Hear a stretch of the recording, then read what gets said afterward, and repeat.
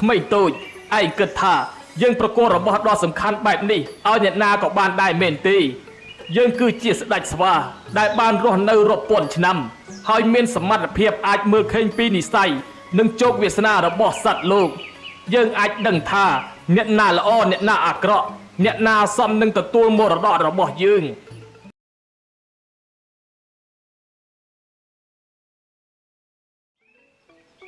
កាលពីព្រេងនាយមានបរិះកសិករម្នាក់មានឈ្មោះថាមង្គលគេមានប្រពន្ធយ៉ាងស្រស់ស្អាតជារៀងរាល់ថ្ងៃបរិះកសិករនោះតែងតែនាំនាងជាប្រពន្ធទៅរកត្រីនៅតាមវាលស្រែដើម្បីយកទៅលក់យកប្រាក់បរិះកសិករនោះស្រឡាញ់ថ្នាក់ថ្នមនាងជាប្រពន្ធជាខ្លាំងនៅពេលចេញទៅរកត្រីម្ដងគេតែងតែឲ្យនាងជាប្រពន្ធនោះនៅអង្គុយចាំក្រោមដើមឈើចំណែករូបគេសុខចិត្តពិបាកតែម្នាក់ឯងនៅថ្ងៃមួយនៅពេលបរិះកសិករនោះកំពុងតែរកត្រីនៅតាមវាលស្រែគេក៏បានឃើញបរិះ3នាក់កំពុងតែឈរនិយាយជាមួយនឹងប្រពន្ធរបស់គេពេលនោះបរិះកសិករក៏បានដើរទៅមើលហើយសួរនាំនាងជាប្រពន្ធថាតើប្រកួតជាអ្នកណាទៅអូនតើអូនស្គាល់ប្រកួតដែរទេចាបងមិនស្គាល់គាត់ទេអីគាត់គឺជាកូនលោកសេដ្ឋីនៅភូមិខាងលិចនោះលោកសេដ្ឋីដែលគេនិយាយថាពូកែខាងមុនអាគមនោះណាបងអូកាពិតលោកប្រុសជាកូនលោកមហាសេដ្ឋីភូមិរិនសោះតើលោកប្រុសមកទីនេះមានការអ្វីដែរទៅដែលចាំបេដប់យើងមិនចង់និយាយវែងឆ្ងាយជាមួយឯងទេយើងមកនេះព្រោះតែយើងចង់បានប្រពន្ធរបស់ឯងធ្វើជាប្រពន្ធរបស់យើងតើឯងព្រមលក់ប្រពន្ធរបស់ឯងឲ្យមកធ្វើជាប្រពន្ធរបស់យើងទេបើសិនជាឯងព្រមយើងនឹងឲ្យ10តម្លឹងមាសទៅឯងណាលោកប្រុសកុំនិយាយលេងបែបនេះអីវាដូចជាមិនសមទេណាលោកប្រុសយើងមិនបាននិយាយលេងជាមួយឯងទេយើងនិយាយជាការពិតព្រោះយើងស្រឡាញ់ប្រពន្ធឯងខ្លាំងណាស់តើឯងព្រមលក់នាងឲ្យយើងទេបើឯងព្រមឯងឆាប់និយាយមកប្រពន្ធរបស់ខ្ញុំមិនមែនជាតំណែងអាចលក់ដូរបានទេណាលោកប្រុសខ្ញុំមិនអាចលក់ប្រពន្ធរបស់ខ្ញុំបានទេបើសិនជាលោកប្រុសចង់បានប្រពន្ធមិនឲ្យលោកសេដ្ឋីទៅចូលដណ្ដឹងកូនក្រមុំអ្នកភូមិយើងទៅចាំបាច់អីត្រូវមកនិយាយទិញប្រពន្ធរបស់ខ្ញុំបែបនេះណែបងមង្គលលោកប្រុសសួរបងស្រួលបួលទេតើមិនបានជាបងនិយាយអញ្ចឹងទៅកាន់គាត់បងធ្វើជាមនុស្សឲ្យដឹងខុសឲ្យដឹងត្រូវខ្លះផងណានេះបានចោលនិយាយបែបនេះលោកប្រុសម្នាក់នេះគេកំពុងតែនិយាយមើងងាយអូនណាអូនបែរជាមិនខឹងគេហើយបែរជាមកខឹងបងទៅវិញខ្ញុំគ្មានរឿងអ្វីតែខឹងលោកប្រុសភូមិរានោះទេវាជាគុណបុណ្យរបស់ខ្ញុំទៅវិញនោះទេដែលលោកប្រុសភូមិរាសម្លឹងឃើញខ្ញុំបងឆាប់សុំទោសលោកប្រុសនោះភ្លាមទៅបើមិនសុំទោសទេខ្ញុំនឹងខឹងបងហើយមិនបាច់ឲ្យវាសុំទោសបងទេដែរអូនឲ្យតែវាព្រមបកលអូនបបងវាចាប់រឿងទៅហើយឮទេបងមង្គលលោកប្រុសមានមេត្តាចំពោះបងហើយបងឆាប់ប្រកល់ខ្ញុំឲ្យទៅគាត់ភ្លាមទៅបងគ្មានសិទ្ធិអីលក់អូនទេបើសិនជាអូនស្រឡាញ់គេអូនទៅជាមួយគេចុះលោកប្រុសភូមិរាលោកប្រុសឮទេបងមង្គលឲ្យខ្ញុំទៅបងហើយណាចាប់ពីថ្ងៃនេះទៅខ្ញុំជាប្រពន្ធរបស់លោកប្រុសហើយបងមិននឹកស្មានថាអូនជាមនុស្សបែបនេះសោះជាច្រើនឆ្នាំមកនេះបងបានលះបង់គ្រប់យ៉ាងដើម្បីអូនដើម្បីគ្រួសារអូនហេតុអីបានជាអូនធ្វើបែបនេះដាក់បងបើចង់បន្ទោសបងដែលគ្មានកំណត់ទៅខ្ញុំរៀបការជាមួយបងជាង3ឆ្នាំមកនេះបងឲ្យខ្ញុំដែលជាស្រីស្អាតស៊ីតែត្រីធ្វើការកណ្ដាលថ្ងៃក្តៅគ្មានមាសប្រាក់ពាក់នឹងគេសោះខ្ញុំមិនអាចរស់នៅជាមួយបងបន្តទៀតបាននោះទេបើអញ្ចឹងក៏ល្អដែរចាប់ពីថ្ងៃនេះទៅពួកយើងទាំងពីរគ្មានអ្វីតាក់ទងនឹងគ្នាទៀតទេអូនឆាប់ទៅយកអីវ៉ាន់អូនព្រមទាំងឪពុកម្ដាយរបស់អូនចេញពីផ្ទះរបស់បងភ្លាមទៅលោកប្រុសភូមិរាតើលោកប្រុសអាចឲ្យម្ដាយនិងប្អូនប្រុសរបស់ខ្ញុំទៅរស់នៅផ្ទះរបស់លោកប្រុសផងតើបានទេចាមិនអីទេដែរអូនបន្តិចទៀតបងនឹងឲ្យអ្នកបម្រើរបស់បងទៅយកគ្រួសាររបស់អូនទៅផ្ទះរបស់បងអញ្ចឹងអូនគូតែមានអីតបស្នងបងបន្តិចហើយដែរណែពីនេះឯងឆាប់ឲ្យរវល់អាចចៃបេដប់នេះបន្តិចទៅតែមិនបាច់ឲ្យវាងាប់ទេត្រឹមតែបាក់ដៃបាក់ជើងបានហើយដែរអ្នកបម្រើរបស់នាយភូមិរាក៏បាននាំគ្នាវាយធ្វើបាបមង្គលរហូតដួលសន្លប់បន្ទាប់ពីឃើញថាមង្គលលែងតស៊ូបានហើយ ពួកគេក៏នាំគ្នាដើរចេញទៅដោយទុកឲ្យមង្គលដេកសន្លប់តែម្នាក់ឯងនៅក្នុងព្រៃនោះខណៈពេលដែលមង្គលកំពុងតែស្ថិតនៅក្នុងភាពសន្លប់នោះស្រាប់តែមានពន្លឺភ្លឺចែងចាំងបង្ហាញខ្លួននៅលើមេឃវាគឺជាត្បូងទឹកដុតចម្លែកមួយដែលកំពុងតែហោះធ្លាក់ចុះមកពីលើមេឃយ៉ាងលឿនមិនយូរប៉ុន្មានត្បូងទឹកនោះក៏ធ្លាក់មកដល់កន្លែងដែលមង្គលកំពុងតែសន្លប់ដូចជាមានអំណាចអត់កំបាំងមួយកំពុងតែដឹកនាំវាត្បូងទឹកនោះក៏បានហោះចូលទៅក្នុងមាត់របស់មង្គលដោយខ្លួនឯងពិតជាឈឺខ្លាំងណាស់ខ្ញុំមិននឹកស្មានថាប្រពន្ធរបស់ខ្ញុំនាងអាក្រក់ដល់ថ្នាក់នេះសោះស្ដាយពេលវេលា3ឆ្នាំមកនេះដែលខ្ញុំខំលះបង់ដើម្បីនាងដើម្បីគ្រួសាររបស់នាងតែនាងបែរជាក្បត់ខ្ញុំទៅមានប្រុសថ្មីទៅវិញតែណ៎ហើយចុះពេលនេះក៏ល្អដែរអ្វីគ្រប់យ៉ាងក៏ត្រូវបានបញ្ចប់ខ្ញុំសង្ឃឹមថាចាប់ពីពេលនេះទៅជីវិតរបស់នាងនឹងបានប្រសើរឡើងទៅចុះតែ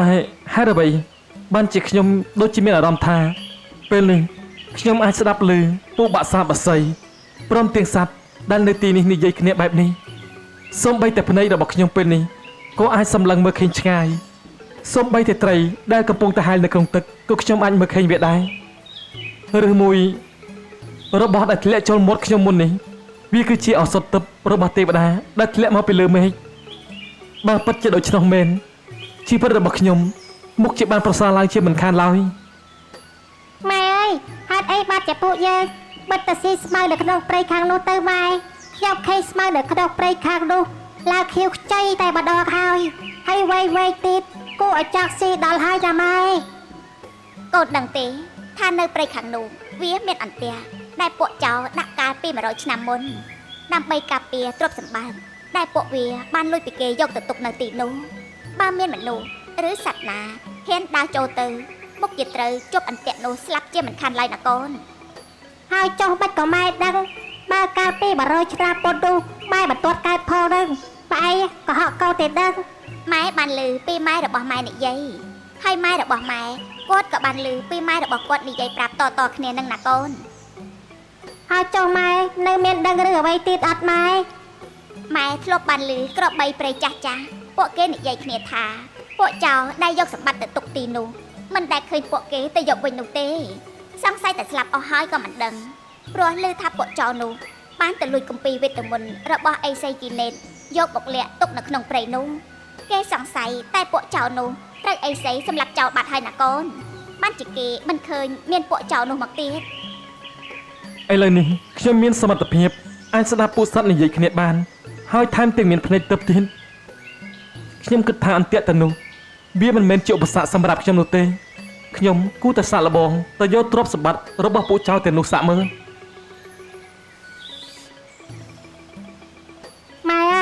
ម៉ែឯងមើលមនុស្សលោកនោះចោះគេបានដើរចូលទៅក្នុងព្រៃនោះហើយណាម៉ែប៉ុននេះកូនឃើញគេឈរស្ដាប់ពួកយើងនិយាយគ្នាឬមួយមនុស្សលោកនោះអាចស្ដាប់ភាសារបស់ពួកយើងបានម៉ែវាមិនអាចទៅរួចទេណាកូនពេលមង្គលដើរចូលទៅដល់ក្នុងព្រៃគេបានឃើញអន្ទាក់ជាច្រើននៅតាមផ្លូវតែដោយសារតែគេមានភ្នែកទិព្វអាចមើលឃើញអ្វីគ្រប់យ៉ាងគ្មានអន្ទាក់ណាដែលមង្គលដើរជន់នោះទេហើយក៏បានធ្វើដំណើរទៅដល់កន្លែងដែលពូចៅលាក់ទ្រព្យសម្បត្តិនោះមិននឹកស្មានថាពូចៅទាំងនោះយកទ្រព្យសម្បត្តិជាច្រើនមកលាក់ទុកនៅក្នុងលំអាងនេះសោះមើលចុះមានទាំងមាសប្រាក់ព្រមទាំងអាវុធទៀតផងហេតុអីបានជាសិភៅនេះចម្លែកម្លេះមានកែវភ្នែកទៀតផងឬមួយសិភៅនេះគឺជាសិភៅរបស់អេសីអាគីណេតនោះអញ្ចឹងខ្ញុំសាកប្រើភ្នែកទិព្វរបស់ខ្ញុំមើលអក្សរនៅក្នុងសិភៅនេះសិននៅពេលដែលមង្គលប្រើភ្នែកទិព្វសម្លឹងមើលទៅគម្ពីរនោះស្រាប់តែមានពលឺវេទមន្តដ៏ចែងចាំងបានហោះចេញពីក្នុងគម្ពីរនោះហើយចូលទៅក្នុងភ្នែករបស់មង្គលភ្លាមនោះរាងកាយរបស់មង្គលក៏បានបញ្ចេញពន្លឺភ្លឺចែងចាំងហើយក៏មានធម្មពលដ៏អស្ចារ្យមួយបានហូរចូលទៅក្នុងខ្លួនរបស់គាត់មិននឹកស្មានថាភ្នែកទិព្វរបស់ខ្ញុំជួយខ្ញុំបានច្រើនដល់ថ្នាក់នេះសោះមិនបានមួយធូរផងខ្ញុំអាចចេះចាំនៅវិជ្ជាវេទមន្តក្បាច់ប្រយុទ្ធវិធីព្យាបាលហើយអាចបង្កើតលំហសម្រាប់ទុករបស់ទៀតចាប់ពីថ្ងៃនេះទៅខ្ញុំនឹងឲ្យពុកមនុស្សដែលធ្លាប់មើលងាយខ្ញុំពីមុនមកក្រាបសំពះបាត់ជើងរបស់ខ្ញុំវិញ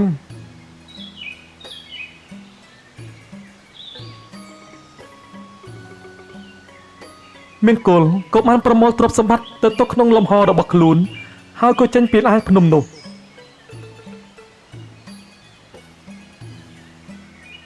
ព្រៃនេះមើលទៅគួរឲ្យចាប់អារម្មណ៍ណាស់ខ្ញុំគួរទៅដើរលេងនៅទីនេះបន្តិចសិនចាំល្ងាចបន្តិចចាំធ្វើដំណើរត្រឡប់ចូលទៅក្នុងភូមិវិញបន្ទាប់ពីនិយាយចំមានគោលក៏ចាប់ផ្ដើមដើរចូលទៅក្នុងព្រៃដ៏ធំនោះពេលគាត់ដើរទៅមុខបានមួយសន្ទុះក៏ឃើញមានផ្លូវលំហមួយគាត់ក៏ដើរចូលតាមច្រកលំហនោះស្រាប់តែប្រទះឃើញទិដ្ឋភាពដ៏គួរឲ្យភ្ញាក់ផ្អើលមួយគឺមានស្ដេចស្វាដ៏ធំសម្បើមមួយកំពុងតែប្រយុទ្ធគ្នាយ៉ាងស្វិតស្វាញជាមួយនឹងស្ដេចខ្លាដ៏កាចសាហាវសំឡេងក្រហមនិងសំឡេងប៉ះទង្គិចគ្នាបានលាន់លឺពេញទាំងព្រៃធ្វើឲ្យសត្វតូចធំទាំងឡាយភ័យខ្លាចរត់គេចខ្លួនការប្រយុទ្ធគ្នាបានបន្តអស់មួយសន្ទុះធំទីបំផុតស្ដេចស្វាបានប្រមូលកម្លាំងចុងក្រោយរបស់ខ្លួនវាយផ្ដួលសត្វខ្លានោះឲ្យដួលទៅលើដីហើយស្ដេចខ្លានោះក៏ស្លាប់នៅពេលនោះទៅប៉ុន្តែទោះបីជាទទួលបានជ័យជំនះក៏ដោយស្ដេចស្វាបានរងរបួសយ៉ាងធ្ងន់ធ្ងរក្រោយពីឈរទ្រាំបានមួយសន្ទុះស្ដេចស្វាក៏ដួលសន្លប់នៅទីនោះមិននឹកស្មានថាសត្វទាំងពីរនេះប្រយុទ្ធគ្នាសាហាវបែបនេះសោះចាត់ទុកថាឯងសំណាងទៅចុះដែលមុននេះយើងបានរៀនមុនវិជ្ជាព្យាបាលអញ្ចឹងយើងនឹងជួយឯងទៅចុះ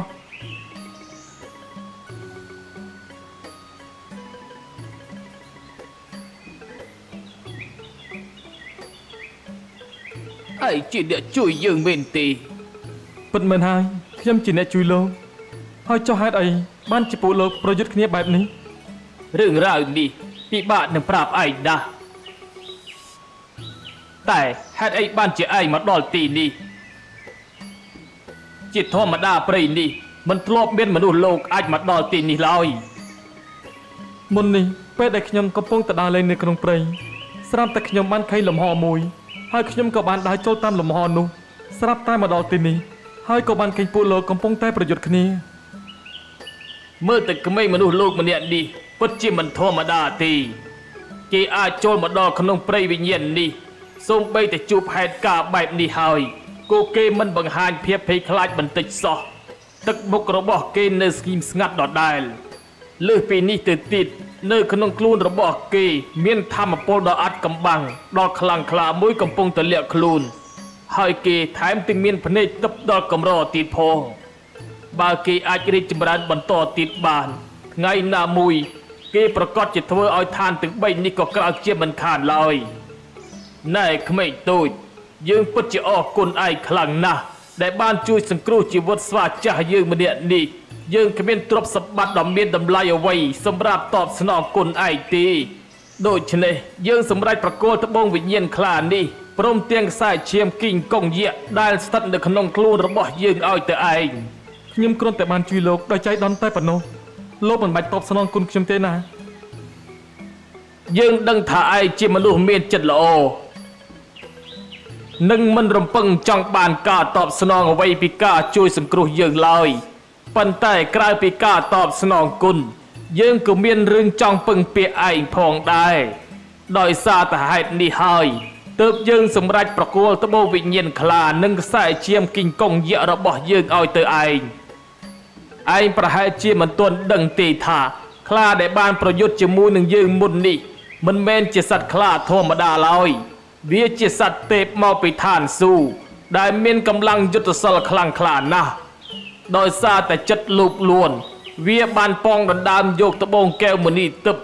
ដែលជាត្បូងទិព្វអាចកំណត់ជោគវាសនានៃឋានទាំង3មកធ្វើជាកម្មសិទ្ធិរបស់ខ្លួន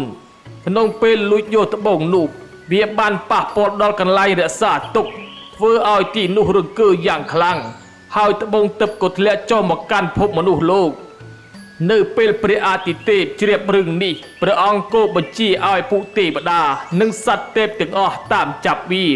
ប៉ុន្តែដោយសារតែកម្លាំងរបស់វាខ្លាំងពេកពួកទេវតានិងសត្វទេពជាច្រើនត្រូវបានវាសម្លាប់នៅក្នុងព្រៃនេះហេតុនេះហើយទើបយើងត្រូវចេញមុខប្រយុទ្ធជាមួយនឹងវាដោយផ្ទាល់ចំពោះត្បូងវិញ្ញាណខ្លានេះវិញវាមិនមែនជាវត្ថុដែលអ្នកណាក៏អាចប៉ះបានទេសូម្បីតែទេវតាធម្មតាដែលមានកម្លាំងបុណ្យមិនគ្រប់គ្រាន់ក៏មិនអាចប៉ះវាបានដែរ អ្នកណាដែលប៉ះវាដោយគ្មានសមត្ថភាពគ្រប់គ្រាន់រាងកាយនឹងត្រូវធម្មពលរបស់ត្បូងនេះបំផ្លាញភ្លាមរីឯយើងអាយុរបស់យើងជិតដល់ទីបញ្ចប់ទៅហើយទោះបីជាចង់យកត្បូងវិញ្ញាណខ្លានេះត្រឡប់ទៅឋានសួគ៌វិញក៏គ្មានសមត្ថភាពធ្វើដែរដូច្នេះហើយក្មេងតូចយើងសូមពឹងពាក្យឯងឲ្យជួយថែរក្សាត្បូងវិញ្ញាណខ្លានេះជំនួសយើងចូលការពារវាឲ្យបានល្អហើយកុំឲ្យវាធ្លាក់ទៅក្នុងដៃមនុស្សអាក្រក់ជាដាច់ខាតប្រហែលជាថ្ងៃណាមួយឯងនឹងក្លាយជាមនុស្សតែម្នាក់គត់ដែលអាចស្វែងរកត្បូងកែវមณีទឹកនោះខេងនិងស្ដារសណ្ដាប់ធ្នាប់នៃឋានទាំង3ឡើងវិញនេះសូម្បីតែទេវតាមិនអាចប៉ះវាបានផងចុះទម្រាំតែខ្ញុំជាមនុស្សធម្មតាមិនត្រូវស្លាប់ទៅហើយនេះស្ដេចស្វាចង់ធ្វើបាបខ្ញុំមែនទេក្មេងតូចដែលយើងប្រគល់ឲ្យទៅឯងនេះគឺដោយសារតែក្នុងខ្លួនរបស់ឯងមានកម្លាំងអាត់កំបាំងដ៏ខ្លាំងក្លាមួយអាចទប់ទល់នឹងកម្លាំងត្បូងវិញ្ញាណសត្វខ្លាទេពនេះបានហើយខ្សែឈាមស្ដេចស្វាគីងកុងយៈរបស់យើងក៏អាចជួយឲ្យឯងកាន់តែមានកម្លាំងខ្លាំងអាចប្រែកាយជាគីងកុងយៈបានម្យ៉ាងទៀតត្បូងវិញ្ញាណនេះបើទុកនៅទីនេះទោះបីជាគ្មានអ្នកណាម្នាក់អាចប៉ះពាល់វាក៏បានពិតមែនតែវាក៏អាចឲ្យពួកគ្រូអាគមនិងបិសាចដែលមានគំនិតអាក្រក់នាំគ្នាមកស្រូបយកកម្លាំងពីត្បូងនេះបានដែរដើម្បីបង្កើនកម្លាំងអាគមរបស់ពួកគេវានឹងធ្វើឲ្យភពទាំង3នេះមានគ្រោះថ្នាក់ជាមិនខានដូច្នេះហើយបានជាយើងចង់ពឹងពាក្យឯងឲ្យថែរក្សាត្បូងវិញ្ញាណសត្វខ្លានេះប៉ុន្តែស្ដេចស្វាតើលោកមិនខ្លាចទេថាខ្ញុំក៏អាចមានចិត្តលុបលន់ដោយគ្រូអាគមនិងអ្នកវឹកហាត់វិជ្ជាដទៃទៀតថ្ងៃណាមួយខ្ញុំក៏អាចស្រូបយកធម្មពលពីត្បូងវិញ្ញាណខ្លានេះបានដែរដើម្បីបង្កើនកម្លាំងរបស់ខ្លួនតើលោកមិនស្ដាយក្រោយទេអីក្មេងតូចឯងគិតថាយើងប្រកួតរបស់ដ៏សំខាន់បែបនេះឲ្យអ្នកណាក៏បានដែរមែនទេយើងគឺជាស្ដេចស្វាដែលបានរស់នៅរាប់ពាន់ឆ្នាំហើយមានសមត្ថភាពអាចមើលឃើញពីនិស្ស័យនិងជោគវាសនារបស់សត្វលោកយើងអាចដឹងថាអ្នកណាល្អអ្នកណាអាក្រក់អ្នកណាសមនឹងទទួលមរតករបស់យើង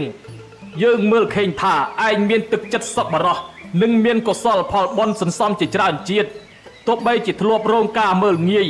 និងការលំបាកជាច្រើនក៏ដោយគោលចិត្តរបស់ឯងមិនបានធ្លាក់ក្នុងផ្លូវអាក្រក់ឡើយហើយបើថ្ងៃណាមួយឯងពិតជាអាចស្រូបយកធម៌ពលចេញពីត្បូងវិញ្ញាណខ្លានេះបាននោះយើងនឹងត្រេកអរជាងអ្នកណាទៀតអស់ព្រោះវាបង្ហាញថាឯងមានសមត្ថភាពគ្រប់គ្រាន់ក្នុងការគ្រប់គ្រងអំណាចរបស់វាមិនមែនឲ្យអំណាចគ្រប់គ្រងឯងនោះទេណែក្មេងតូចពេលវេលារបស់យើងជិតអស់ហើយការប្រយុទ្ធមុននេះបានធ្វើឲ្យធម៌ពលនៅក្នុងតំបន់នេះច្របូកច្របល់យ៉ាងខ្លាំងមិនយូរទីទេឋានសួគ៌នឹងបញ្ជាគ្រោះរន្ទះចុះមកសម្អាតទីកន្លែងនេះឯងត្រូវសម្រេចចិត្តឲ្យបានឆាប់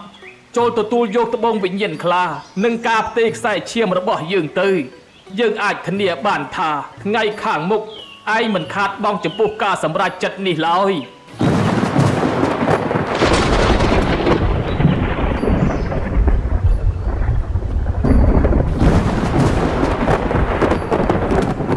អញ្ចឹងខ្ញុំយល់ព្រមនឹងស្ដេចស្វាទៅចុះស្ដេចស្វាក៏បានប្រើធម្មពលចុងក្រោយរបស់ខ្លួនបញ្ចូលត្បូងវិញ្ញាណខ្លានិងខ្សែឈាមគីងកុងយៈចូលទៅក្នុងរាងកាយរបស់មង្គល